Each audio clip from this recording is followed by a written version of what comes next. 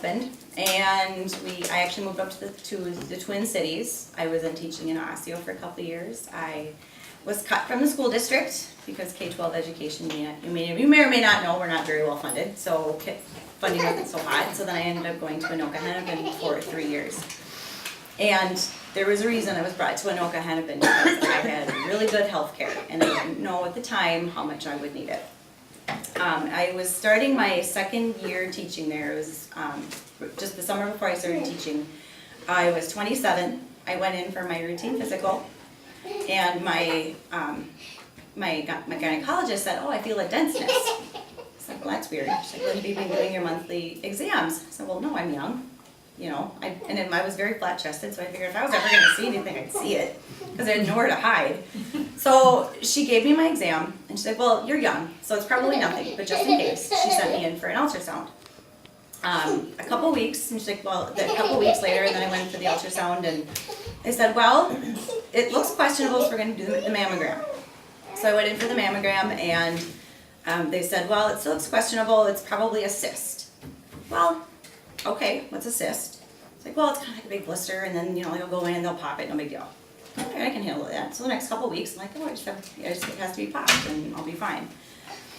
I went in to do the follow-up a couple weeks later, and going in for it, they said, "We can tell that it's not a cyst, we're going straight to biopsy." And this was now my 28th birthday. It was actually the very first day, the first Tuesday that I had available to go in. So like, well, it was a cyst, it was no big deal, so I could just go get my cyst aspirated, and then I'd go up there with my family. I instantly burst into tears because I was not expecting that. I would live in blissful ignorance for a couple of weeks thinking it was just a cyst. And then all of a sudden, it wasn't anymore.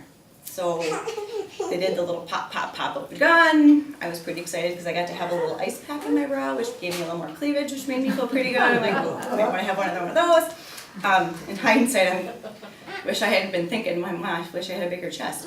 And the next day, I got the call. Mom said, "You don't want the call right away, it's always going to be bad news." Well, sure enough, I got the call the very next day.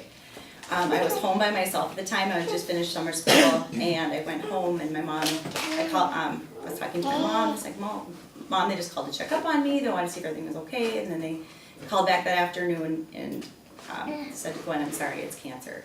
And I just burst into tears, and I didn't know what to do. I'm gonna lose it. Okay.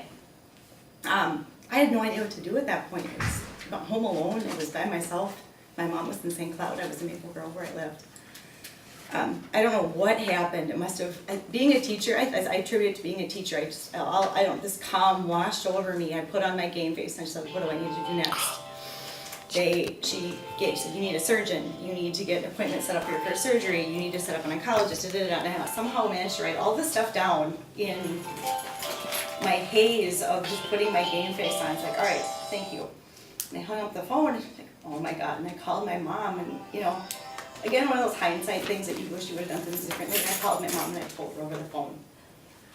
And she had a big sigh, and we cried, and I didn't quite know what to do. And she said, "You want me to be there for your appointments?" And I said, "Please."